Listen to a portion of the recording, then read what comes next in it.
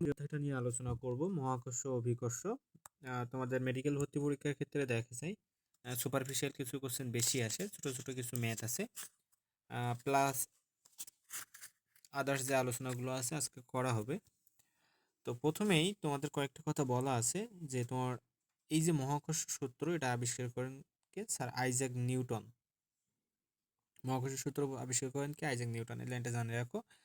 পড়ন্ত বস্তুর ক্ষেত্রে তোমার গ্যালিলিও সূত্র দিছিলেন। গ্যালিলিও যে তিনটা সূত্র দিছিল সেই তিনটা সূত্রই পড়ন্ত বস্তু সূত্র নামে পরিচিত। তো সেই তিনটা বস্তু অবশ্যই কি হবে তোমার দেখা মানে সেই তিনটা সূত্র প্রযোজ্য হবে কখন?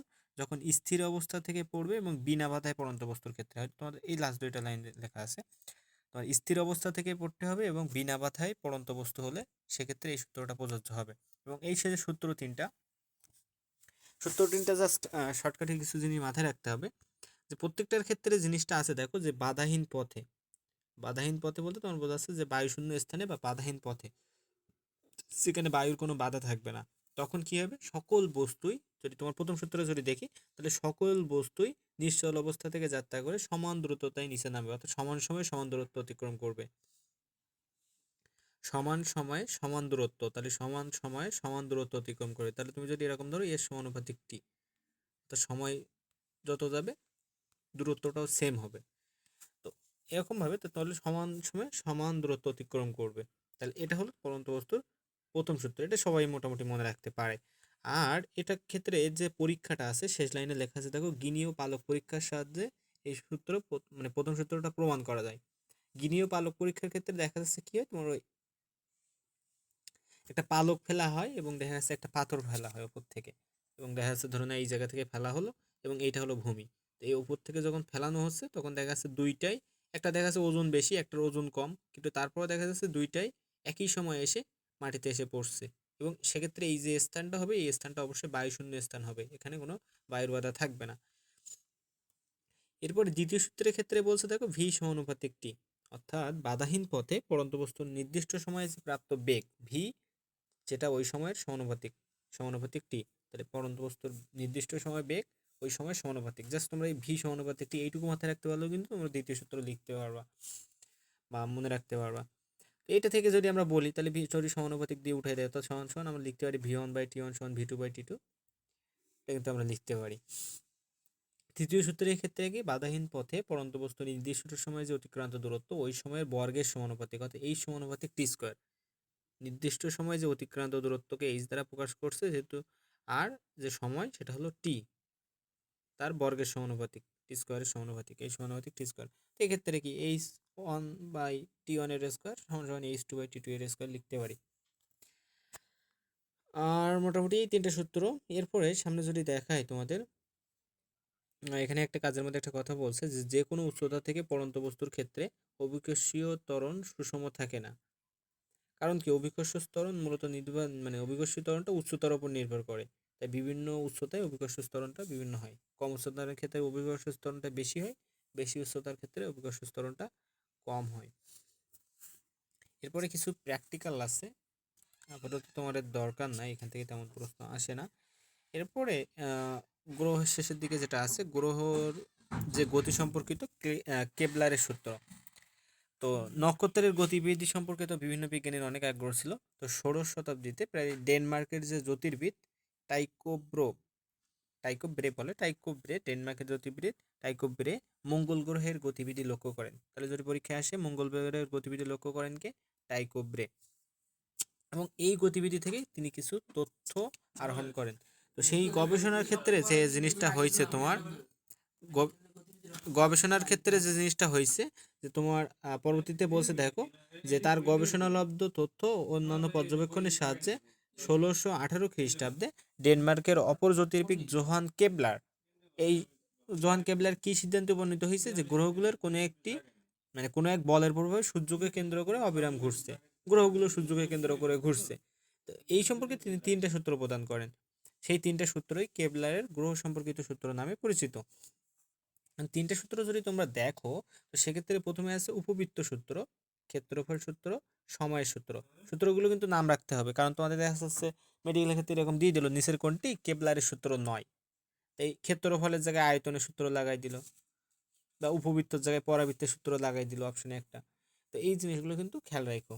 এবং এখন যদি আমি বলি উপবৃত্ত সূত্র, অর্থাৎ আমার যে মানে প্রত্যেকটা গ্রহ সূর্যকে উপবৃত্ত, তোমরা জানো উপবৃত্তর হয় উপবৃত্তর দুইটা ফোকাস থাকে। তো যখন সূর্য মানে উপকেন্দ্র থাকে উপবৃত্তের দুইটা, তো এখন যখন সূর্যকে কেন্দ্র করে দেখা যাচ্ছে উপবৃত্তাকার ফোকাসে রেখে তোমার একটা উপবৃত্তাকার পথে সূর্যকে প্রদক্ষিণ করবে। তো এই যে তোমার কথা হলো, তাহলে আমার কিভাবে ঘুরবে? উপবৃত্তাকার পথে সূর্যকে প্রদক্ষিণ করবে গ্রহসমূহ। দ্বিতীয় সূত্রের ক্ষেত্রে বলছে কি, গ্রহ সূর্যের যে সংযোগকারী ব্যাসার্ধ,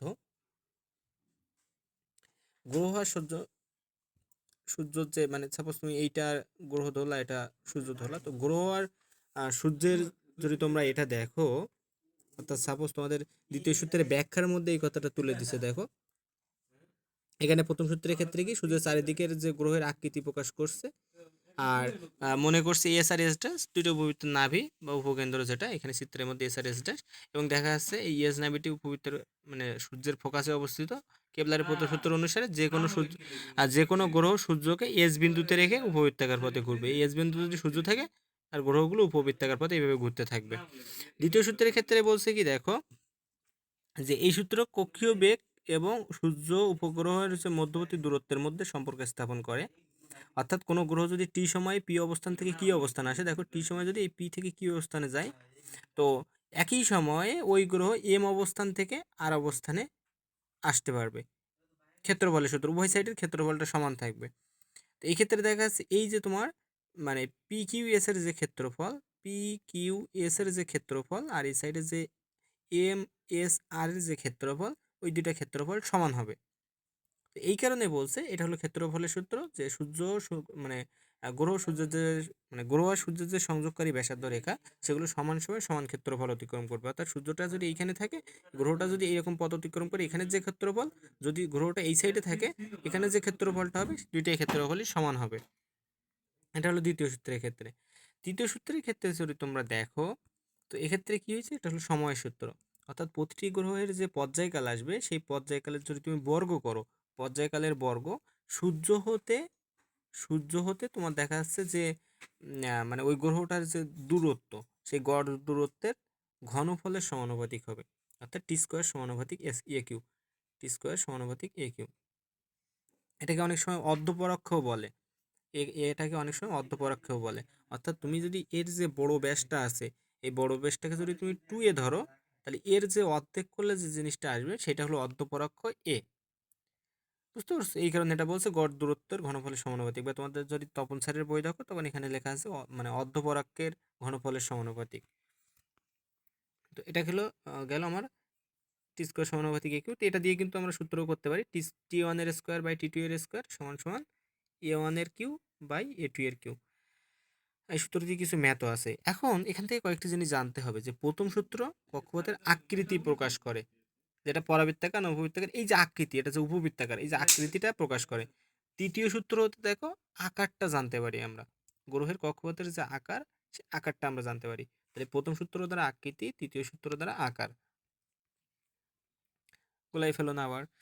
তো এই যে প্রতিটি গ্রহের পর্যায়কালের বর্গ কক্ষপথের মানে পরাক্ষের অর্ধেকের ঘন এর সমানুপাতিক, অর্থাৎ অর্ধপরাক্ষের ঘনফলের সমানুপাতিক। মোটামুটি এরপরে যদি চলে আসি সামনে, কয়েকটা কথা এখানে লেখা আছে, যে কেপলারের সূত্র বিশ্লেষণে নিম্নের বিষয়গুলো লক্ষণীয়।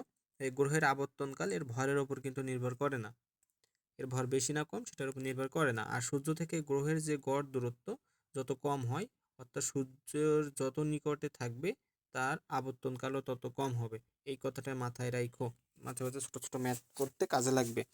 যে সূর্য হতে গ্রহের যদি দূরত্বটা কম হয়, গড় দূরত্ব, সূর্য আর গ্রহের যে গড় দূরত্ব, এটা যত কম হবে, তাহলে সেক্ষেত্রে দেখা যাচ্ছে কি হবে, আবর্তনকালটাও তত কম হবে। তো এটা তো সহজ হিসাব।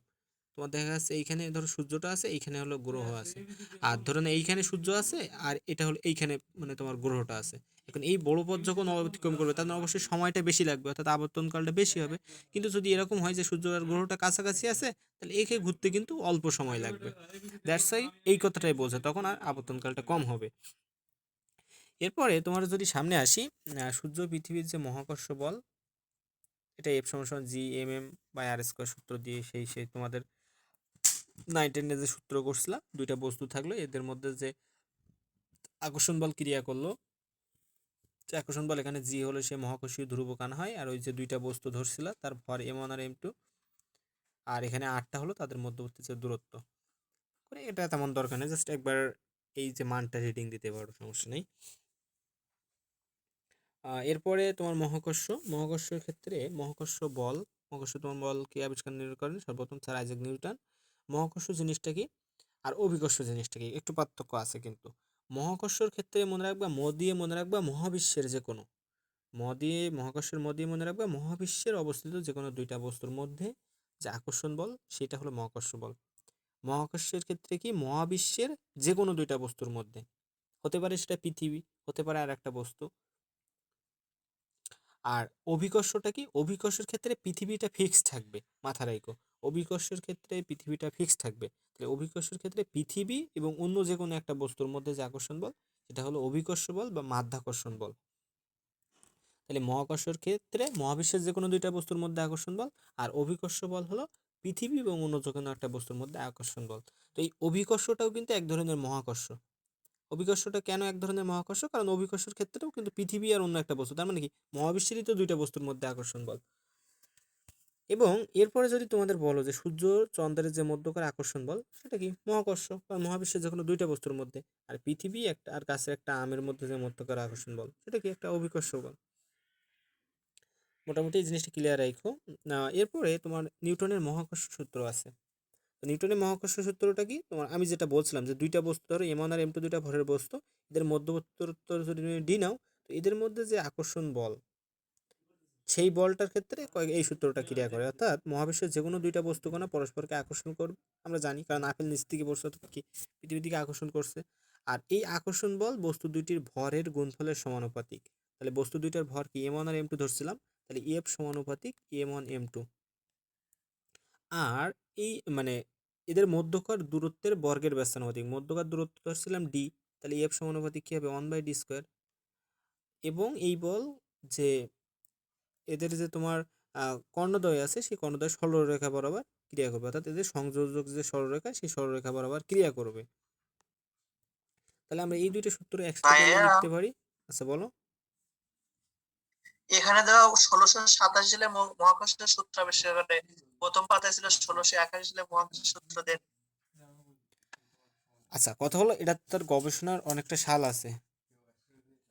এটা উইকিপিডিয়ায় গুগল করে দেখো, গুগল করে সার্চ দিতে দেখো, ওখানে প্রথম সূত্রের ক্ষেত্রে কিন্তু বইতে তো আমরা দুটো দেওয়া আছে, তাহলে আমরা উত্তর দেবো কি? মানে এখানে কি সাল আসে থাকবে না, আপনার আপেল পতনের সাহায্যে মহাকর্ষ সূত্র আবিষ্কার করে, এভাবে কি থাকবে? এমসিকিউ সাল আসবে না, মেডিকেলের ক্ষেত্রে সাল আসে না বিশেষ করে। সালের ক্ষেত্রে তেমন আসবে না, এটুকু শিওর থাকো যে তোমাদের ভর্তি পরীক্ষায় সাল তেমন দিবে না, মানে দেয় না আর কি, এইসব সাল আমাদের দেবে না। সাল বাদ দেয়। সাল নিয়ে এত বেশি প্যারা নেওয়ার কিছু নেই, একাডেমিকের ক্ষেত্রেও ততটা দেয় না। তো এক্ষেত্রে তাহলে আমরা দুইটা জিনিস যদি এক জায়গায় করি তাহলে সূত্রটা আসে কি? এফ সমান সমান জি m1 m2/d²। ওই জিটা কি তোর সমান সমান, মানে এই যে সমানুপাতিক সংখ্যাটা চিহ্নটা তুলে দিয়ে একটা সমানুপাতিক ধ্রুবক নিয়ে আসছে জি, তো সেই জিটা হলো কি? মহাকর্ষীয় ধ্রুবক। আচ্ছা, এরপরে সামনে যদি আমরা দেখি তো এক্ষেত্রে জি এর যে মহাকর্ষীয় ধ্রুবকের মানটা আছে, এই মানটা কিন্তু দেখা যাচ্ছে তোমার প্রবেশ্যতা, প্রবণতা, তোমার দিকদর্শিতা, বস্তুকণা দুইটির যে ভৌত অবস্থা কোনো কিছুর উপরেই কিন্তু নির্ভর করবে না। এটা কিন্তু একটা সার্বজনীন ধ্রুবক, মাথায় রেখো। এবং এই যে জি এর মান, এই জি এর মানটা কিন্তু মাথায় রাখতে হবে, পরীক্ষার ক্ষেত্রে এমসিকিউ চলে আসে। 6.67 × 10⁻11 newton metre square per kg square. G এর এককটা যদি মনে না থাকে কি করবা? সাথে সাথে ওই এফ সমান সমান জি m1 m2/d² সূত্রটা করে দিবা, দিয়ে এটা জি এর মানটা এখান থেকে বের করবা। তাহলে জি সমান সমান কি? F d²/m1 m2। দিলে এফ মানে কি? বলের একক নিউটন, তাহলে উপরে যাচ্ছে নিউটন। ডি মানে কি? দূরত্বের একক মিটার। আর তোমার দেখা যাচ্ছে মানে d² ছিল তাহলে মিটার স্কোয়ার, আর ডিভাইডেড বাই নিচে ছিল m1 m2, তার মানে ভরের একক কেজি, অর্থাৎ তোমার কেজি এর স্কোয়ার। তাহলে উপরে চলে গেলে newton metre square per kg square. অর্থাৎ এইভাবে কিন্তু তোমার একক মাথায় না থাকলেও তুমি বাকি এককগুলো জানলে কিন্তু ওইভাবে বের করে ফেলতে পারবা। এবং এমসিকিউর ক্ষেত্রে এইটা করতে যাবা, তাহলে দেখা যাচ্ছে মানে তোমার ভুল হওয়ার সম্ভাবনাটা কম হয়ে যাবে। কারণ এই একক আর মানটা কিন্তু মনে রাখো 6.67 × 10⁻11। আচ্ছা, এরপরে সামনে যদি আমরা আসি, ছোটোখাটো কয়েকটা ম্যাথ আছে ইঞ্জিনিয়ারিং এর ক্ষেত্রে, তোমরা যদি মেডিকেল দিবা এই কারণে এগুলো সলভ করালাম না। মহাকর্ষীয় সূত্রে যে ভেক্টর রূপ, ভেক্টর রূপ তো বুঝতে পারছো, এখানে বলটা ভেক্টর রাশি আর তোমার দূরত্বটা ভেক্টর রাশি। আচ্ছা, এরপরে মহাকর্ষ বলের প্রকৃতি আছে। প্রকৃতির ক্ষেত্রে এই জায়গাটা পড়তে হবে, অর্থাৎ মহাকর্ষ বলের ক্ষেত্রে দুইটা বস্তুর মধ্যকার মানে পারস্পরিক আকর্ষণ বল। মহাকর্ষ বল দুইটা বস্তুর সরলরেখা বরাবর ক্রিয়া করবে। মহাকর্ষ বল বস্তুদ্বয়ের মাধ্যমের প্রকৃতির উপর নির্ভর করে না, কারণ ওখানে যেটা ছিল সার্বজনীন ধ্রুবক। মহাকর্ষ বল বস্তুদ্বয়ের গুণফলের সমানুপাতিক হয়। তো এগুলো তো অলরেডি তুমি পড়ে আসছো, সেম কথা কিন্তু চলে আসছে। আর ওজন, ওজন সমান আমরা জানি ওজন ডাব্লিউ সমান এমজি। তো ডাব্লিউ সমান এমজি, অর্থাৎ তোমার দেখা যাচ্ছে ভর আর অভিকর্ষ ত্বরণের গুণফল। তো তাহলে এখানে ওজনের সংজ্ঞা কি? কোনো একটা বস্তু যে পরিমাণ বল দ্বারা পৃথিবীর কেন্দ্রের দিকে আকৃষ্ট হয় তাকে তার ওজন বা ভার বলে। কোনো একটা বস্তু যে পরিমাণ বল দ্বারা পৃথিবীর কেন্দ্রের দিকে আকৃষ্ট হয় তাকে বলা হয় তোমার ওজন বা ভার। এবং একটা কথা মাথায় রেখো, যে আমরা বলি না তোর মানে ওজন 15 কেজি, ওজন 20 কেজি, ও তোর ওজন 70 কেজি, এগুলো কিন্তু ওজন হিসেবে কিন্তু সঠিক না। এগুলো হলো ভর, এম। আমরা যেটা বলি এটা ভর এম বলতে পারি, কিন্তু ভরও তোমার পরিমাপ করবা কি করে? তুমি যখন মানে তুমি ধরো একটা মিটারের উপরে ওজন মাপার মিটারের উপর দাঁড়ালে তখনও তো তোমার অভিকর্ষ স্তরের নিচের দিকে ক্রিয়া করে, তখন তোমার কিন্তু ওই যেটা পাওয়া যায় তোমার সেটা কিন্তু ওজন পাওয়া যায়। তোমার 70 কেজি ওটা কিন্তু ওজন পাওয়া যায়, তোমার কিন্তু ভর না। আচ্ছা, এরপরে সামনে যদি আসি আমরা, নিউটনের তৃতীয় সূত্র থেকে যে কেপলারের সূত্র, নিউটনের সূত্র থেকে কেপলারের সূত্র প্রমাণ আছে, প্রমাণ তো তোমাদের এখন দরকারই নেই তেমন। আর এরপরে এসে সূর্যের ভর নির্ণয়। সূর্যের ভর নির্ণয়, যে সূর্য যে একটা কেন্দ্রমুখী বল থাকে, সেই কেন্দ্রমুখী বল দেখা যাচ্ছে এম ওমেগা স্কোয়ার আর, আর তোমার এই সাইডে G M M by R square যে আকর্ষণ বল ছিল, এই দুটা বল সমান করে দিয়ে তোমার দেখা যাচ্ছে এখান থেকে সূর্যের ভর বের করে নিয়ে আসা যায়। সূর্যের ভর আসছে 2 × 10⁻³ জাস্ট এটুকু জানলে হচ্ছে, আর এখান থেকে এটা তেমন না হলেও চলবে আপাতত।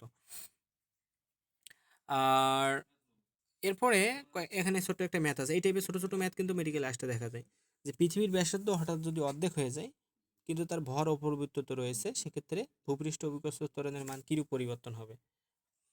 তো অভিকর্ষ ত্বরণের যে সূত্রটা আমরা যদি এখনো করি নাই, আমরা সামনে করব। জি সমান সমান G M by R square, G সমান সমান G M by R square. অর্থাৎ তোমার এখানে এটা হলো, এমটা হলো পৃথিবীর ভর, জিটা হলো মহাকর্ষীয় ধ্রুবক, আরটা হলো পৃথিবীর ব্যাসার্ধ। এটা কিন্তু দেখা যাচ্ছে তোমার সবগুলোই পৃথিবীর। তো পৃথিবীর ব্যাসার্ধ যদি হঠাৎ অর্ধেক হয়ে যায়, তার মানে আরটা যদি অর্ধেক হয়ে যায়, আর তোমার জিটা তো কনস্ট্যান্ট, এখানে বলে দিচ্ছে ভরটাও কনস্ট্যান্ট, তাহলে এ রাশিটা থাকছে না, তাহলে জি সমানুপাতিক 1/r² চলে আসছে। তো এটা থেকে করলে কি হবে, তোমার দেখা যাচ্ছে এটা যদি তুমি অর্ধেক করো, আর এর মান যদি তুমি অর্ধেক করো, তাহলে জি এর মান কত আসবে না, 1/2 এর হোল স্কোয়ার, অর্থাৎ 1/4। বা তোমরা এইভাবে করতে পারো, এখানে জি1/জি2 সমান সমান দেখা যাচ্ছে আর2 এর স্কোয়ার বাই আর1 এর স্কোয়ার, এভাবে করলেও তোমার হয়ে যাবে। আর1 সমান সমান তোমার দেখা যাচ্ছে এখানে তো তুমি আর2 সমান সমান বলবা যে তোমার হলো অর্ধেক হয়ে গেছে ব্যাসার্ধটা, তার মানে আর1/2। এই করলেও কিন্তু এভাবে করে কিন্তু মান বসাই দিয়ে তুমি করতে পারো। সেক্ষেত্রে অভিকর্ষ ভাইয়া, ত্বরণটা 4 গুণ হবে। আচ্ছা বলো। মানে চাঁদের প্রদক্ষিণের সময় লাগে কতদিন? মানে পূর্ণ সংখ্যায় যদি থাকে তাহলে কি 30 লিখবো নাকি 29 লিখবো? চাঁদের ক্ষেত্রে দেখা যাচ্ছে এখানে তোমার 29.95 দিন ধরে দিছে, মানে মোটামুটি একেবারে দেখা যাচ্ছে কোনো ক্ষেত্রে দেখা যাচ্ছে 29, কোনো ক্ষেত্রে 30 হয়ে যায়, পুরোপুরি ফিক্স থাকে না। চাঁদের হিসাবে তো দেখা যাচ্ছে তোমার হিজরি মাস হিসাব করা হয়, আরবি যে মাস, আরবি মাস হিসাব করার ক্ষেত্রেও কিন্তু দেখা যাচ্ছে পুরোপুরি কিন্তু কনফার্ম করে না, মানে পুরোপুরি তোমার কিন্তু চাঁদের উপর নির্ভর করে, দিয়ে মাস হিসাব করে, ওখানে কিন্তু 29 দিন 30 দিন দিনে হয়ে যায় মাস। আর এখন আমাদের গতদিন একটা পরীক্ষায় আসছিল যে আপনার হচ্ছে অপশন ছিল 28, 29, 30, 31। আচ্ছা, 29 দিবা, তাহলে 29টা সবচেয়ে মানে বেশি সহজ হিসাব। আচ্ছা, এই মোটামুটি এটা টাইপের এমসিকিউ মোটামুটি মেডিকেলে আসে না, বুঝতে পারছো? এই যে টাইপের এগুলা কোশ্চেন তো এগুলো মোটামুটি দেয় না, আমি যত দেখছি প্রিভিয়াস কোশ্চেনগুলা, এগুলো তোমাদের কোচিংয়ের পরীক্ষাগুলোতে এমনিগুলোতে বেশি দেয়। কারণ তাদের এই ছোট ছোট অধ্যায় থেকে 50টা কোশ্চেন করতে হবে। তো একটা ছোট্ট একটা পিসি অধ্যায় থেকে 50টা কোশ্চেন করতে গেলে তো আমার যে লাইনগুলো দরকার না সেগুলো দেওয়া লাগে, তাই না? আর এই ক্ষেত্রে যে জিনিসটা মাথায় রাখবা যে এই ক্ষেত্রে কিন্তু ব্যস্তানুপাতিক সম্পর্ক ছিল, এই কারণে অর্ধেক করছি কিন্তু তারপরে কিন্তু 4 গুণ হয়েছে। এরপরে যেটা আছে মহাকর্ষ মানে জড়তার ভর, মহাকর্ষীয় ভর আছে। আর জড়তার ভর, বস্তুর জড়তার পরিমাপ, এটা তো আমরা পড়ে আসছি আগেই, এখান থেকে দরকার নাই। মহাকর্ষীয় ভর, মহাকর্ষীয় ধ্রুবক আসি। মহাকর্ষীয় ধ্রুবক যেটা জি ছিল, তো এই যে এর একটা সংজ্ঞা দেওয়া আছে, তো এটা তো তোমরা পারবা যে মানে এই যে সূত্র এফ সমান G M M by D square ছিল, অর্থাৎ সবকিছুর মান যদি 1 হয়, অর্থাৎ দুইটা বস্তু কোণে একক দূরত্বে যদি থাকে, যে পরিমাণ বল দ্বারা পরস্পরকে আকর্ষণ করে সেটাকে বলা হচ্ছে মহাকর্ষীয় ধ্রুবক। সূত্র দিয়ে হয়ে যায়। একাডেমিকের ক্ষেত্রে এই সংজ্ঞা ছোটখাটো সংজ্ঞা আসে। মহাকর্ষীয় ধ্রুবকের যে এসআই পদ্ধতিতে মান আগেও পড়ছি, এবারও আসছে, মানটা কিন্তু ইম্পর্টেন্ট। এবং এর মাত্রার সমীকরণ কিন্তু তোমরা বের করতে পারবা। মাত্রার সমীকরণ কিভাবে বের করবা? Newton metre square per kg square তো তুমি জানোই, তাই না? তো এইটা থেকে কিন্তু তুমি বের করতে পারবা। কারণ নিউটন, তাহলে বলের একক নিউটন জানি, তাহলে আমরা কি তখন আবার কি করি? এমজি করি না বলের ক্ষেত্রে? তার মানে ভর kg metre per second square হবে নিউটনের জায়গায় kg metre per second square. আর এখানে মিটার স্কোয়ার ছিল, আর কেজি স্কোয়ার মানে পার কেজি স্কোয়ার তো ছিলই। তো পার কেজি স্কোয়ার আর এই কেজি কেটে গেলে পার কেজি থাকে, আর তোমার দেখা যাচ্ছে পার কেজি থাকে, আর এখানে দেখা যাচ্ছে তোমার মিটার স্কোয়ার ছিল, আর এখানে তোমার যে আছে মিটার ছিল, তাহলে মিটার কিউ হয়ে যায়। আর দেখা যাচ্ছে তোমার এখানে সেকেন্ড যেটা ছিল, এখানে তোমার দেখা যাচ্ছে 5 সেকেন্ড স্কোয়ার ছিল, সেই 5 সেকেন্ড স্কোয়ার থেকে যায়। অর্থাৎ তোমার দিন শেষে কি আসে? তোমার ভরের একক মাস মানে ভর, আমি বলছিলাম এম, পড়তের এম, তাহলে পার এম, টি আসছে পার টি স্কোয়ার মানে 5 সেকেন্ড স্কোয়ার আসছে, তাহলে সময় টাইম টি পার টি স্কোয়ার। আর দৈর্ঘ্যের একক মিটার বলছিলাম লেন্থ, তাহলে এল, তাহলে এক্ষেত্রে এখানে মিটার কিউ ছিল, এল কিউ হবে। তো এইভাবে কিন্তু তুমি একক দিয়ে মাত্রা সমীকরণটা বের করতে যাবা, তাহলে খুব দ্রুত করতে পারবা তোমরা। নাহলে তোমরা যদি বাংলা লিখতে যাও যে বল বাই সরণ, মানে এগুলো খদাগের ক্ষেত্রে এইভাবে লিখে প্রমাণ করতে হয়, কিন্তু তোমাদের এমসিকিউ করার ক্ষেত্রে তোমাদের যে নিয়মগুলো শিখাইছি এইভাবে করবা। এরপরে অভিকর্ষ স্তরণ আছে, অভিকর্ষ স্তরণের সংখ্যাটা বললামই। আর তোমার এখানে অভিকর্ষ স্তরণ কিন্তু একটা কথা বলা আছে, অভিকর্ষ স্তরণ বস্তু নিরপেক্ষ কিন্তু স্থান নিরপেক্ষ নয় কিন্তু। অর্থাৎ স্থান ভেদে অভিকর্ষ স্তরণের মান কিন্তু পরিবর্তন হতে পারে। কেন পরিবর্তন হতে পারে প্রশ্ন জাগতে পারে। তাহলে আমরা অভিকর্ষ স্তরণের সংজ্ঞা মানে সূত্র পড়ছিলাম কি, জি সমান সমান G M by R square. দেখো এই জি এর মানটা কিন্তু মহাকর্ষীয় ধ্রুবকটা কনস্ট্যান্ট, পৃথিবীর যে ভরটাও কিন্তু কনস্ট্যান্ট, কিন্তু পৃথিবীর যে ব্যাসার্ধ, আমরা জানি পৃথিবীটা কিন্তু গোলাকার না, একটু মানে উপবৃত্তাকার বলা যায়, যেহেতু আমরা কিন্তু পড়ছি উপবৃত্তাকার পথে পৃথিবীকে প্রদক্ষিণ করছে। তাই উপবৃত্তাকার যখন হয় তখন দেখো, অতিরিক্ত ঘোরার কারণে আপনার উপরের থেকে একটু চ্যাপ্টা মতো হ্যাঁ হয়ে একটু যায়। চ্যাপ্টা মতো হয়ে যাচ্ছে, এই কারণে ব্যাসার্ধটা কিন্তু বিভিন্ন জায়গায় বিভিন্ন রকম হয়ে যাচ্ছে। তো এই কারণে দেখা যাচ্ছে এই মানে স্থানের পরিবর্তনের কারণেই কিন্তু তোমার এটা হয়ে যায়, কিন্তু বস্তু নিরপেক্ষ নয়। আর এক্ষেত্রে বলা আছে দেখো, পৃথিবীর যে 45 ডিগ্রি অক্ষাংশ, 45 ডিগ্রি অক্ষাংশে অভিকর্ষ স্তরণের যে মান সেটাকে তোমার আদর্শ মান ধরা হয়। কত ডিগ্রি কোণে? 45 ডিগ্রি। 45 ডিগ্রি তোমার দেখা যাচ্ছে অক্ষাংশে এটা আদর্শ মান ধরা হয়। এরপরে তোমার যেটা আছে অভিকর্ষ ত্বরণ, এর একক জানো তোমরা, এসে একক মিটার পার সেকেন্ড স্কোয়ার। মাত্রার সমীকরণও পারবা, তাহলে মিটারের জায়গায় কি লেন্থ, তাহলে এল, আর সেকেন্ড সময় ছিল টাইম, তাহলে পার টি স্কোয়ার, এল পার টি স্কোয়ার। এরপরে মহাকর্ষীয় ধ্রুবক আর অভিকর্ষ ত্বরণের মধ্যে সম্পর্ক, যে সূত্রটা তোমার এখানে শেষমেশ বের করে আনলো, যেহেতু আমরা জানি এফ সমান সমান এম জি, তো এম জির মানটা এখানে বসাই দিয়ে ক্যালকুলেশন করলে এ পাশে এম কেটে যাবে না বস্তুর ভর, আর দিন শেষে জি সমান সমান G M by R square চলে আসবে না। মানে এই জি এফ সমান সমান G M by R square, এখানে এফ এর জায়গায় শুধুমাত্র এম জি মানটা বসাই দিলে সূত্রটা চলে আসে। এরপরে সামনে যেটা আছে তোমার অভিকর্ষ ত্বরণ তো হলোই, এগুলো কিন্তু পৃথিবীর ভর, পৃথিবীর ব্যাসার্ধ। আর আরেকটা কথা এখানে বলে নেই যে পৃথিবী পৃষ্ঠে আর চাঁদের পৃষ্ঠে যে অভিকর্ষ ত্বরণের অনুপাত, সেটা কিন্তু 81:16। মাথায় রেখো, পৃথিবী পৃষ্ঠ, পৃথিবী পৃষ্ঠ আর চাঁদের যে পৃষ্ঠ, মানে পৃথিবী যেমন ভূপৃষ্ঠ বলো, চাঁদের যে পৃষ্ঠ আছে, পৃথিবী পৃষ্ঠে আর চাঁদের পৃষ্ঠে অভিকর্ষ ত্বরণের যে অনুপাত 81:16, 81:16, মাথায় রেখো। এরপরে তোমার যেটা আছে যে জি এর মানটা বের করা হয়েছে, স্থান ভেদে পৃথিবীর অভিকর্ষ ত্বরণ ভর এগুলো বসে। তো এখন কথা হলো যে এখান থেকে তেমন কিছু নাই।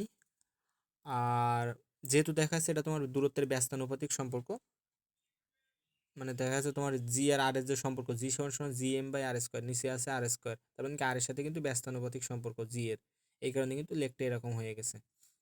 তোমার এক্ষেত্রে কি করবে, তোমার যদি লেখ কখনো চিত্রে আসে তুমি কি করবে, এই সূত্রটার সাথে সাথে মাথায় আনবা। এই জি আর আর দিয়ে কোথায় সূত্র করছিলাম, অভিকর্ষ ত্বরণের ক্ষেত্রে। তো এই ক্ষেত্রে ত্বরণের সূত্র করছিলাম, তাহলে দেখো জি সমানুপাতিক আমার ওখানে কি ছিল, ওয়ান বাই আর স্কোয়ার। তার মানে কি, তার মানে আমি আর এর মান যদি ওয়ান দেই, জি এর মান একটা মান আসলো, আর এর মান যদি টু দেই, এইভাবে হিসাব করে ছোট্টখাটো হিসাব করে এইভাবে বসাই দিতে পারবো। মোটামুটি এই। আর যদি বলো ভাই এক্ষেত্রে তো ক্যালকুলেটর থাকবে না, সেক্ষেত্রে কী করবো, তাহলে আর এর মানটা এমন মান নিবা দুই তিনটা যে ক্ষেত্রে ক্যালকুলেটর লাগবে না। অর্থাৎ আর এর মান যদি তুমি নিচে ছিল, তাহলে নিচে যদি তুমি আর এর মানটা ওয়ান নাও, তাহলে ওয়ান বাই ওয়ানের স্কোয়ার করলে ওয়ান হচ্ছে, তাহলে প্রথম মানটা হচ্ছে ওয়ান। এরপরে তুমি দ্বিতীয় মানটা ধরো নিলে, আর এর মানটা মানে অর্ধেক নিলা, এরকমভাবে ইয়ে করে নিলে হয়ে যায়, ওটা নিয়ে সমস্যা হয় না। আর এরপরে এই 6.11 লিখে এখানে কয়েকটা কথা লেখা আছে দেখো। কোনো কোনো স্থানে অভিকর্ষ ত্বরণের মান বস্তুর ভরের উপর নির্ভর করে না, অর্থাৎ কোনো নির্দিষ্ট স্থানে অবাধে পতনশীল হালকা ও ভারী বস্তু একই অভিকর্ষ ত্বরণ জি নিয়ে নিচের দিকে পড়তে থাকে। বস্তুর ওজন আছে, তোমার যে কোনো বস্তু পৃথিবী যে বলে আকর্ষণ করবে কোনো বস্তুকে, সেটাই তাকে মানে অভিকর্ষ বল বলে। এই অভিকর্ষ বলই হচ্ছে বস্তুর ওজন। তো এক্ষেত্রে আমরা ওজন ডাব্লিউ সমান এমজি জানি। এখন কথা হলো, আমরা যেটা পৃথিবীর গড় ঘনত্ব যদি রো হয়, তাহলে পৃথিবীর যে ভর 4/3 পাই আর কিউ রো। পৃথিবীর আয়তনটা তখন কী হবে, আমরা জানি রো ইকুয়াল টু কি এম বাই ভি, আমরা কিন্তু 9 10-এ পড়ে আসছিল তোমরা, rho equal to M by V. তাহলে এই যে রো ঘনত্ব সমান সমান ছিল ভর বাই আয়তন। তো এইখানে পৃথিবীর যদি আয়তন হয় মানে পৃথিবী যেহেতু তোমার দেখা যাচ্ছে গোলাকার বা ওই থেকে যেটা ধরো গোলকের নাই ধরলাম, তাহলে গোলকের আয়তন ছিল কি 4/3 পাই আর কিউ, আর তোমার এই রো, তাহলে আমি এখান থেকে এম এর মানটা বের করলাম, তাহলে পৃথিবীর বার এম সমান সমান 4/3 পাই আর কিউ রো, গুণাগুণ করে দিলাম। আর এখান থেকে তোর তুমি জি এর মানটা বের করতে যাও, অর্থাৎ আমার এম এর মান তো এখানে আমি এই সূত্র যেটা বের করছি 4/3 পাই আর কিউ রো বসাবো, বসালে আমি এম এর মানটা জি এর মানটা চলে আসছে কি 4/3 পাই জি আর রো। তো এই সূত্রটা মনে রাখার দরকার নাই, মানে মনে রাখার দরকার নাই, তবে এই যে সূত্র থেকে এটা তুমি আনতে পারবা, এই মানে আনার প্রক্রিয়াটা জেনে রাখলে হচ্ছে। কিন্তু এখন একটা কথা আছে তোমাদের, যে এইখানে দেখো জি আর আরটা হলো সমানুপাতিক সম্পর্ক, কিন্তু তুমি জি সমান সমান G M by R square যখন করো, তখন কিন্তু নিচে আর স্কোয়ার থাকে, অর্থাৎ এক্ষেত্রে কিন্তু আর এর সাথে ব্যস্তানুপাতিক সম্পর্ক। এখন যখন তোমার একটা মানে পৃথিবীর ব্যাসার্ধ অর্ধেক করা হলে জি কত হবে, পৃথিবীর ব্যাসার্ধ দ্বিগুণ করা হলে জি কত হবে, এই টাইপের যখন এমসিকিউ আসবে, সেক্ষেত্রে তাহলে কি করবা, যে আমি ব্যস্তানুপাতিক বর্গের ব্যস্তানুপাতিক সম্পর্ক নেব না সমানুপাতিক সম্পর্ক নেব। তো এই ক্ষেত্রে কথা হলো, তোমার যদি কোথাও ঘনত্বের কথা তুলে নিয়ে আসে, অবশ্যই তোমার জি এর সাথে আরেকটা সমানুপাতিক সম্পর্ক ধরতে হবে। জি এর সাথে আর সমানুপাতিক সম্পর্ক কখন ধরবো, যখন আমার ঘনত্বের কথা নিয়ে আসবে। আর যদি তোমার সিম্পল একটা ভরের কথা বলে, সেক্ষেত্রে তুমি আর এর সাথে ব্যস্তানুপাতিক সম্পর্ক নিবা জি এর। ছোট ছোট ভুল ক্লিয়ার করে দিচ্ছি, এগুলো যেন ভুল না হয়। এই ছোট ছোট বেসিক ক্লিয়ার রাখলে ফিজিক্সে দেখবো মার্ক পাবা যথেষ্ট, আশা করি। ভার্সিটি লেভেলে এই কনসেপ্টগুলো কাজে লাগবে, মেডিকেলে তেমন লাগুক আর না লাগুক, ভার্সিটি লেভেলে কিন্তু এই ছোটখাটো কনসেপ্ট অনেক কাজে লাগবে। আর শুধুমাত্র তো আপনার ঘনত্ব যখন বলবে, তখন সেক্ষেত্রে হচ্ছে আমরা জি সমানুপাতিক আর, হ্যাঁ আর এটাই, বাকি সব ক্ষেত্রে তো হচ্ছে আপনার রয়েছে ওই ব্যস্তানুপাতিক সম্পর্ক। বর্গের ব্যস্তানুপাতিক সম্পর্ক নিবা। এরপরে ছোট ছোট দুইটা ম্যাথ আছে, এগুলো পারবা, ডাব্লিউ সমান সমান এমজি প্লাস জিরো। এরপরে এখানে কয়েকটা রাশির কথা বলা আছে, এগুলো পড়তে হবে। জি সর্বজনীন ধ্রুবক, কিন্তু অন্যদিকে ছোট হাতের যে একটা পরিবর্তনশীল রাশি, বড় হাতের যে মান আছে, ছোট হাতের যে আরেকটা মান 9.8। এগুলো বড় হাতের জি আর ছোট হাতের জি এর মধ্যে পার্থক্য, বড় হাতের জি হলো স্কেল রাশি, কিন্তু এই যে অভিকর্ষ ত্বরণের যে জি ছোট হাতের, এটা হলো ভেক্টর রাশি। এই মোটামুটি এই লাইনগুলো পড়ে ফেলবা, 4টা পয়েন্ট গুরুত্বপূর্ণ। এরপরে তোমার দেখা যাচ্ছে রো সমান সমান এম বাই ভি, এ করে পৃথিবীর ভর বের করছে 6 × 10⁻²৪ কেজি। এটা কিন্তু মানে ম্যাথ করার ক্ষেত্রে কাজে লাগতো। ভর যদি উদ্দীপকে দেয়া না থাকে, পৃথিবীর ভর মুখস্থ ধরে নিবা। পৃথিবীর ব্যাসার্ধ এখানে দেয়া আছে দেখো, আমরা পৃথিবীর ব্যাসার্ধ পড়ছিলাম 6400 কিলোমিটার, মানে পৃথিবীর ব্যাসার্ধ তোমরা 6400 কিলোমিটার পড়ছিলাম, তাহলে 6400 যে কিলোমিটার, এটাকে মিটারে করলে কি হবে, এর সাথে আরও তোমার 1000 গুণ হবে। তো সেটা যদি তুমি মানে পাওয়ারে লিখতে দাও, তাহলে 6.4 × 10⁻6 মিটার আসে গুণ করলে। কারণ দেখা যাচ্ছে দশমিক যদি তুমি এইখানে আনো, শেষ থেকে এইখানে আনো, কয়টা সংখ্যার পরে আনছো, 6টা সংখ্যার আগে, তাহলে 6টা সংখ্যার আগে আনছো যেহেতু, তাহলে এক্ষেত্রে পাওয়ারে 6 হবে। যেহেতু পজিটিভ কেন, তোমরা বামার দিকে নিয়ে আসছো, পজিটিভ মান থেকে নেগেটিভের দিকে নিয়ে আসছো, তাহলে পজিটিভ হবে, মাথায় রাখতে বলছিলাম। আর যখন তুমি এই দিকে যাবা তখন নেগেটিভ নিবা পাওয়ারে। এসব কনসেপ্ট কিন্তু তোমাদের বলছি। আর এখানে দেখা যাচ্ছে তোমার 6 × 10⁻²৪ কেজি, এটা হলো পৃথিবীর ভর। মাথায় রেখে এগুলো কিন্তু ম্যাথ করার ক্ষেত্রে কাজে লাগে। এরপরে তোমার ছোট একটা ম্যাথ করা আছে ঘনত্ব বের করে, এটা তোমরা পারবা, এখন জাস্ট সূত্র দিয়ে বসাই দিলে হয়ে যাচ্ছে। আর একক সময় পৃথিবীর যে ক্ষেত্র মানে কক্ষপথ যে ক্ষেত্রফল তৈরি করে তা একটি ধ্রুবক, অর্থাৎ ওই যে তোমার কেবলারের যে দ্বিতীয় সূত্র পড়ছিলা সেই সূত্র দিয়েই করা আছে। এখানে আর দরকার না এটা তেমন না। এরপরে সামনে যদি আসি, অভিকর্ষ ত্বরণের মানের যে ভিন্নতাগুলো আছে, এই ভিন্নতা হওয়ার জন্য 3টা কারণ এখানে দায়ী করছে। আর তার আগে একটা কথা বলি, তোমার 45 ডিগ্রি অক্ষাংশ সমুদ্র সমতলে জি এর মানকে আদর্শ মান ধরা হয়, যার মান কত 9.80665 মিটার/সেকেন্ড স্কোয়ার। তো হিসাবে সুবিধার্থে আমরা ধরি কত 9.81 মিটার/সেকেন্ড স্কোয়ার ধরি।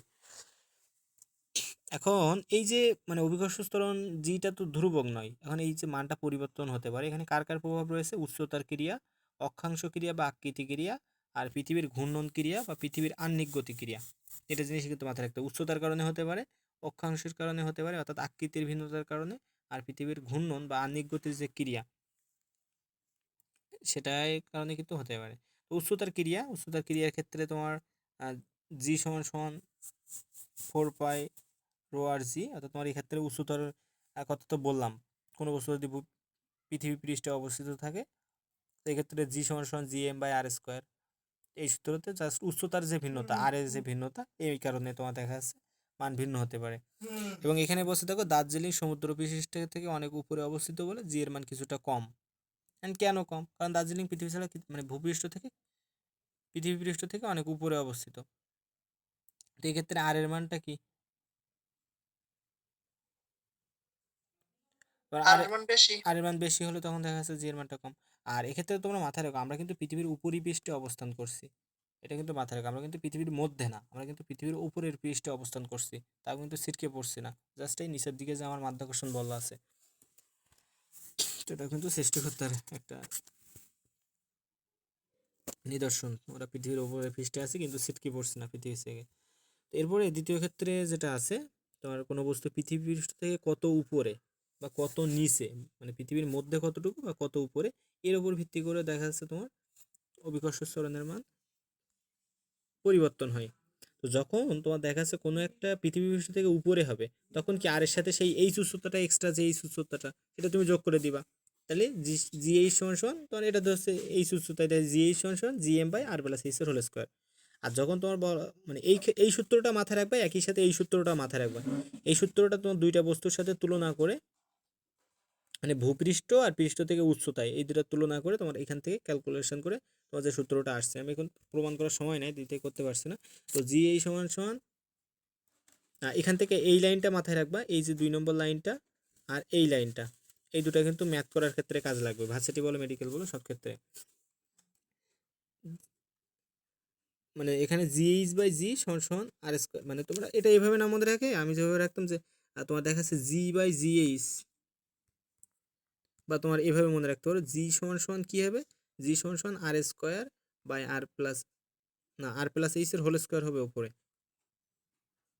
r+h²/r², অর্থাৎ বড় মানটা তোমার উপরে বাই নিচে ছোট মানটা, r+h² ইন্টু GH। অর্থাৎ এখানে যেটা ছিল আমি জাস্ট উল্টাই হিসাব করতে বলছি তোমাদের,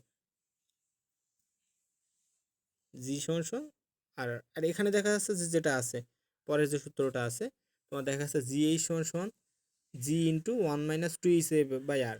আর এর পরেরটার ক্ষেত্রে দেখবে 1 - h/r, সেম সূত্র। যখন তোমার এটা হলো পৃথিবী ছাড়া কত উচ্চতায় হচ্ছে, পৃথিবীর পৃষ্ঠ থেকে কত এইচ উচ্চতায় যদি হয়, সেক্ষেত্রে এই সূত্র পৃথিবী থেকে দেখো এইচ উচ্চতায় যদি হয়, কিন্তু পৃথিবী থেকে যদি এইচ গভীরতা হয়, ভূপৃষ্ঠ থেকে যদি ভিতরের দিকে তোমার গভীরতা হয়, সেক্ষেত্রে এই সেম সূত্র হয়, পরের পেজে আছে দেখবে এখানে জি ইন্টু 1 - h/r করা শুধু, এই ছাড়া তেমন কোনো পরিবর্তন নাই। আচ্ছা, এরপরে এই ছোট ছোট সূত্রগুলো কিন্তু ম্যাথ করার ক্ষেত্রে রিটেনে অনেক কাজে লাগে, অনেক ম্যাথ আছে নিয়ে। তাহলে GH ড্যাশ সমান সমান তোমার দেখা যাচ্ছে এসে যেটা বলছিলাম, পৃথিবী থেকে যখন এইচ গভীরতায় হবে তখন দেখা যাচ্ছে 1 - h/r। এখন এই তাহলে এইচ গভীরে গেলে মানে আমাদেরকে তাহলে বোঝা যাচ্ছে কি আমরা কিন্তু ভূপৃষ্ঠে যখন থাকবো তখন কিন্তু অভিকর্ষ ত্বরণের মানটা সর্বোচ্চ। ভূপৃষ্ঠ থেকে তুমি যত উপরে যাবে অভিকর্ষ ত্বরণের মান কমবে, ভূপৃষ্ঠ থেকে তুমি যত ভিতরের দিকে যাবা কেন্দ্রের দিকে যাবা তত কিন্তু অভিকর্ষ ত্বরণের মান কমবে, সর্বোচ্চ কিন্তু ভূপৃষ্ঠে। তো কেন্দ্রের দিকে গেলে তখন এই সূত্র মানে এরকম হয় লেখটা, আর যখন ভূপৃষ্ঠের দিকে হয় কেন্দ্র থেকে তখন দেখা যাচ্ছে এরকম লেখ চিত্র হয়। আর এখানে এখন অনেক কথা বলা যায় কিন্তু সময় কম, বুঝতে পারছো, সমস্যা এই।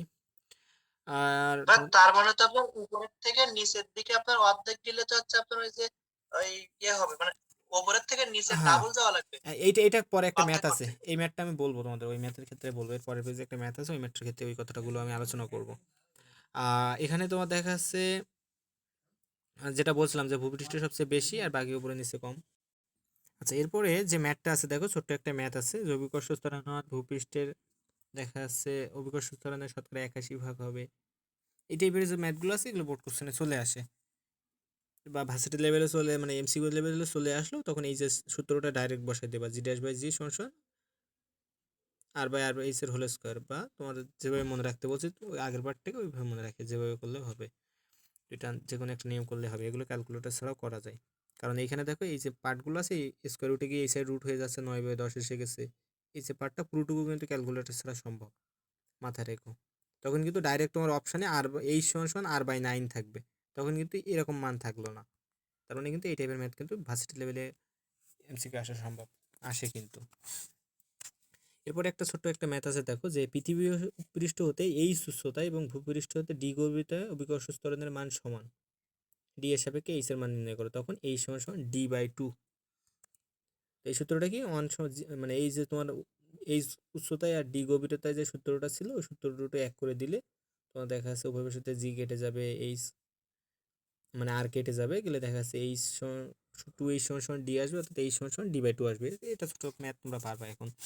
আর পৃথিবী থেকে যদি তুমি একটা কথা বলে নেই, তোমার কোন উচ্চতায় বা কোন গভীরতায় জি সমান সমান 0 হবে, এই টাইপের এমসিকিউ মাঝে মাঝে চলে আসে।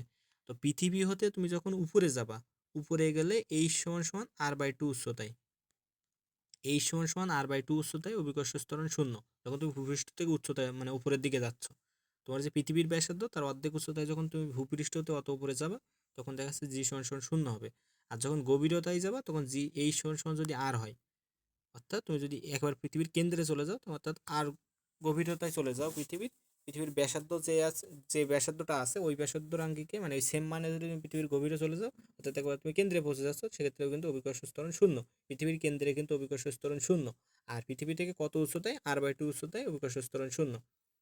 তো এই ক্ষেত্রে মূল কথা এই যে মানটা আসে এটা কিভাবে আসে বলো তো, এইখানে যে তোমার দেখা যাচ্ছে এই যে দেখো এখানে d/r আছে, এখানে যদি 0 বানাতে হয় তাহলে কি হবে, ডি এর মানটা তোমার আর বসাতে হবে দ্বিতীয় সূত্রের ক্ষেত্রে, তাই ডি গভীরতার ক্ষেত্রে কিন্তু এই কারণে এখানে এইচ এর জায়গায় আর বসালে তোমার হয়ে যাচ্ছে।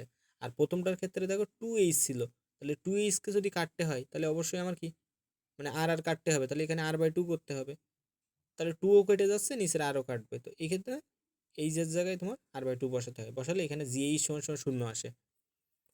মূলত এই দুটো সূত্র থেকে এই কনসেপ্টটা আসে। এরপরে যারা বুঝতে না পারবা আবার ভিডিওটা দেখো, আশা করি বুঝতে পারবা।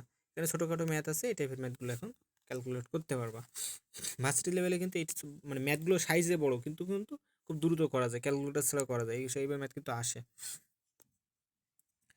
আর তোমার অক্ষাংশের যে ক্রিয়া 3 নম্বর ছিল, মানে তোমার মেরু অঞ্চলে আর নিরক্ষীয় অঞ্চলের ক্ষেত্রে এর মানটা পরিবর্তন দেখা যায়। তো যখন দেখা যায় এই দেখো তোমার উত্তর মেরু, দক্ষিণ মেরু, তোমার বিষুব অঞ্চল দুই সাইডে। এখন তুমি পৃথিবীর মেরু অঞ্চলের যে ব্যাসার্ধ, মেরু অঞ্চলে দেখো ব্যাসার্ধটা বেশি, কিন্তু বিষুবীয় অঞ্চলের যে ব্যাসার্ধ তার তুলনায় কিন্তু মেরু অঞ্চলের ব্যাসার্ধটা কিন্তু বেশি। কত বেশি, 22 কিলোমিটার বেশি। এটা কিন্তু মাথায় রেখো, মেরু অঞ্চলের ব্যাসার্ধ নিরক্ষীয় অঞ্চলের ব্যাসার্ধ হচ্ছে তোমার 22 কিলোমিটার বেশি। এই যে মানে 22 কিলোমিটার দূরত্বটা মানে তোমার যে ব্যাসার্ধটা বেশি, এই বেশি হওয়ার কারণে দেখা যাচ্ছে তোমার নিচে যখন আর এর মানটা বেশি হয়ে যাচ্ছে, অভিকর্ষ ত্বরণ কম, তাহলে মেরু অঞ্চলে কিন্তু অভিকর্ষ ত্বরণটা কম হয়, মানে আর এর মানটা তোমার মেরু, আচ্ছা এক্ষেত্রে যে জিনিসটা হয় মেরু অঞ্চলে কিন্তু মানে জি এর মানটা সর্বোচ্চ আসবে, কারণ ভূপৃষ্ঠে অভিকর্ষ ত্বরণের মান পৃথিবীর কেন্দ্র থেকে যে দূরত্বের বর্গের ব্যস্তানুপাতিক আমরা জানি, জি সমান সমান gm/r², অর্থাৎ আমার দিন শেষে কি আসে, নিচে যে আর স্কোয়ারের বর্গের সমানুপাতিক সম্পর্ক, তো এই মান যত বাড়বে তত কিন্তু তাকে 1/, করলে তত মান কমবে, বুঝতে পারছো? আচ্ছা, আর এই মান যত কমবে তখন দেখা যাচ্ছে 1/, কম মান করলে তখন দেখা যাচ্ছে এই মানটা আবার বাড়বে। তো এক্ষেত্রে যদি তোমরা দেখো, তো দেখো তোমার মেরু অঞ্চলে যদি এই ব্যাসার্ধটা দেখো, এটা কিন্তু তুলনামূলক কম। আর বিষুবীয় অঞ্চলের ব্যাসার্ধটা যদি দেখো, এটা কিন্তু তুলনামূলক অনেক বেশি, একটু বড়। তাহলে বিষুবীয় অঞ্চল নাম দেখো 3 অক্ষর, মেরু লিখতে 2 অক্ষর, তাহলে বিষুবীয় অঞ্চলে ব্যাসার্ধ বেশি হবে, মাথায় রাখবে এভাবে। বিষুবীয় অঞ্চলে ব্যাসার্ধ বেশি, মেরু অঞ্চলে ব্যাসার্ধ কম। তাহলে বিষুবীয় অঞ্চলে যদি ব্যাসার্ধ বেশি হয়, আর এর মান যদি বেশি হয়, তাহলে কি 1/r করতেছে, 1/, বেশি মান, তাহলে কি জি এর মানটা কম হয়ে যাচ্ছে। এই কারণে কিন্তু তোমার দেখা যাচ্ছে বিষুবীয় অঞ্চল বা তোমার যে নিরক্ষীয় অঞ্চলে কিন্তু এর মানটা সর্বনিম্ন হয়, কিন্তু মেরু অঞ্চলে যেহেতু আর এর মানটা কম, এই কারণে এই ক্ষেত্রে কিন্তু সর্বোচ্চ হয় এর মানটা। এরপরে সামনে যদি আমরা দেখি, পৃথিবীর আহ্নিক গতির ক্রিয়া আছে। আহ্নিক গতির কারণে পৃথিবী সবসময় যে ঘুরছে 24 ঘন্টায়, তোমার মানে যে পৃথিবীটা একবার করে ঘুরে আসছে, একবার করে নিজের অক্ষে যে ঘুরে আসতে পারছে, এটাই তো তোমার আহ্নিক গতি, যে গতিতে ঘুরে আসবে। তো এই ক্ষেত্রে কি হয়, তোমার এই ক্ষেত্রে যে সূত্রটা চলে আসে, দেখো সময় কমের ক্ষেত্রে, মানে তোমাদের তো এখন অ্যাডমিশন, এই কারণে আর প্রমাণ দরকার নাই। এখন যে সূত্রটা মাথায় রাখো, জি সমান সমান, এখানে যে সূত্রটা আছে, জি ড্যাশ সমান সমান জি মাইনাস ওমেগা স্কোয়ার, জি ড্যাশ সমান সমান জি মাইনাস ওমেগা স্কোয়ার। আর মাঝে মাঝে ওমেগা স্কোয়ার আর কস থিটাও বসাতে হয়। জি ড্যাশ সমান সমান মানে জি মাইনাস ওমেগা স্কোয়ার আর কস ল্যামডা, এইভাবে মাথায় রাখলেও ইজি হবে। কস ল্যামডা, ল্যামডার মানটা তখন তোমার শূন্য হবে, কখনো ল্যামডার মানটা 90 ডিগ্রি হবে। মেরু অঞ্চলে 90 ডিগ্রি, আর নিরক্ষীয় অঞ্চলে ল্যামডার মানটা 0 ডিগ্রি। মাথায় রেখো, মেরু অঞ্চলে তোমার 90 ডিগ্রি, নাম ছোট মেরু, কিন্তু কিন্তু কোনটা বড়, 90 ডিগ্রি। আর নিরক্ষীয় অঞ্চলে 0 ডিগ্রি। তো যখন 0 ডিগ্রি হচ্ছে তখন কজ ল্যামডার মান 1, তখন জি মাইনাস ওমেগা স্কোয়ার আর হচ্ছে। আর যখন দেখা যাচ্ছে তোমার মেরু অঞ্চলে যাচ্ছে, তখন কজ ল্যামডার মানটা, মানে কজ ল্যামডা, কজ 0 ডিগ্রি মান, না কজ 90 ডিগ্রি মান তোমার 0, যাচ্ছে তখন কিন্তু দেখা যাচ্ছে এখানে ওমেগা স্কোয়ার আর যে কজ 0, তো এখানে এই ওমেগা স্কোয়ার আর রাশিটা কিন্তু থাকছে না, দ্যাটস ওয়াই জি ড্যাশ সমান সমান জি হচ্ছে। তো এই কারণে কিন্তু দেখা যাচ্ছে আমরা কিন্তু এই সূত্র দিয়েও কিন্তু দেখতে পাচ্ছি যে মেরু অঞ্চলে কিন্তু আমার অভিকর্ষ ত্বরণের মান কম, আর তোমার বিষুবীয় অঞ্চলের ক্ষেত্রে মান, মানে মেরু অঞ্চলের ক্ষেত্রে মানটা বেশি, জি এর মানটা, বিষুবীয় অঞ্চলের ক্ষেত্রে কম, কারণ জি এর থেকে ওমেগা স্কয়ার আর কমে যাচ্ছে, কিন্তু এক্ষেত্রে কিন্তু জি ড্যাশ আর জি কিন্তু সমান হচ্ছে।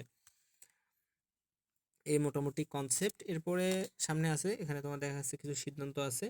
এখানে দেখো মেরুতে মান দেওয়া আছে একটা, মেরুতে মান দেওয়া আছে 9.83, বেশি, আর বিষুবীয়তে কম 9.78 মিটার পার সেকেন্ড স্কোয়ার। এরপরে পৃথিবীর অভ্যন্তরে নামলে মান কমে, উপরের দিকে উঠলে মান কমে, এগুলো কিন্তু সবাই একবার করে বলে ফেলছে। আদর্শ মান 9.81, নিজ অক্ষের যে আবর্তনকাল 24 ঘন্টা, নিরক্ষীয় অঞ্চলে তোমার এর মানটা সর্বনিম্ন, মেরুতে সর্বাধিক, মোটামুটি সব বলে ফেলছি। এগুলো কিন্তু খেয়াল রাখো। 45 ডিগ্রি অক্ষাংশে জি এর মান আদর্শ, এটা কিন্তু একবার মেডিকেলে চলে আসছে। আচ্ছা, এরপরে কোনো কারণে পৃথিবীর যদি আবর্তন বন্ধ হয়ে যায়, নিরক্ষীয় রেখার যে অবস্থিত কোনো বস্তুর যে ওজনে কি পরিবর্তন হবে, জাস্ট বৃদ্ধি পাবে, এটুকু মাথায় রাখো, মেডিকেলে এর বেশি দিবে না। এরপরে মহাকর্ষীয় ক্ষেত্র, অর্থাৎ যে ক্ষেত্রের মধ্যে তোমার যে আকর্ষণ বলটা ক্রিয়া করছে, অর্থাৎ যে অঞ্চলব্যাপী তোমার মহাকর্ষীয় প্রভাবটা বজায় থাকবে, সেই অঞ্চলটাকে তোমার বলা হচ্ছে মহাকর্ষীয় ক্ষেত্র, অর্থাৎ যেটুকুর মধ্যে রাখলে তোমার আকর্ষণ বলটা থাকবে। তো এই হলো বিষয়। এখন এরপরে মহাকর্ষীয় ক্ষেত্র বলে মহাকর্ষীয় ক্ষেত্র প্রাবল্য আছে। তাহলে ওই মহাকর্ষীয় ক্ষেত্রের মধ্যে কোন একটা একক ভরের বস্তুকে স্থাপন করলে সেই ভরের উপর যে বল ক্রিয়া করবে, সেই বলটাকে বলা হচ্ছে মহাকর্ষীয় ক্ষেত্রে প্রাবল্য। আচ্ছা, যেটা বলছিলাম তো, সেটা হলো মহাকর্ষীয় প্রাবল্য। অর্থাৎ তোমার ধরে নাও এই একটা বস্তু, এই বস্তুটা তুমি এই যে ক্ষেত্র আছে এই ক্ষেত্রের মধ্যে রাখলে তোমার আকর্ষণ করছে এই দুটা বস্তু পরস্পরকে, এটা হলো তোমার মহাকর্ষীয় ক্ষেত্র। এবং এই মহাকর্ষীয় ক্ষেত্রের মধ্যে তুমি যদি একটা একক ভরের বস্তু রাখো, তাহলে এই একক ভরের বস্তু, এই যে বস্তুটার উপর যে বল ক্রিয়া করবে, তাকেই আমরা বলবো মহাকর্ষীয় ক্ষেত্র প্রাবল্য, যেটাকে আমরা ই সমান সমান F/m বলছি। এর একক আর মাত্রাটা পড়বা। একক হলো তোমার দেখা যাচ্ছে নিউটন পার কেজি, মাত্রা হলো এল পার টি স্কোয়ার। আর কোনো বিন্দুতে যে মহাকর্ষীয় ক্ষেত্র প্রাবল্য আর অভিকর্ষ ত্বরণটা কিন্তু একই। এটা এখানে এফ সমান, এফ এর জায়গায় এমজি বসালে সমান হয়ে যাচ্ছে। বিন্দু ভরের জন্য প্রাবল্য জানার বিষয়ের মধ্যে দুইটা কথা বলা আছে ইম্পর্টেন্ট, যে সুষম গোলাকার বা গোলকের ভিতরে অবস্থিত সকল বিন্দুতে প্রাবল্যটা শূন্য হয়। সুষম গোলাকার বা মানে খোলক বা গোলকের অভ্যন্তরে সকল বিন্দুতে কিন্তু প্রাবল্য শূন্য। মাথায় রেখো, গোলকের অভ্যন্তরে সকল বিন্দুতে প্রাবল্য শূন্য, কিন্তু বিভব কিন্তু থাকে। আর তাহলে আমার কি করতে হয়, গোলকের বাইরে কোনো বিন্দুতে আমার প্রাবল্য নির্ণয় করতে হয়। আর অভিকর্ষ প্রাবল্য অভিকর্ষ ত্বরণের মানটা সমান। এই মোটামুটি দুই একটা কনসেপ্ট। এরপরে মহাকর্ষীয় বিভব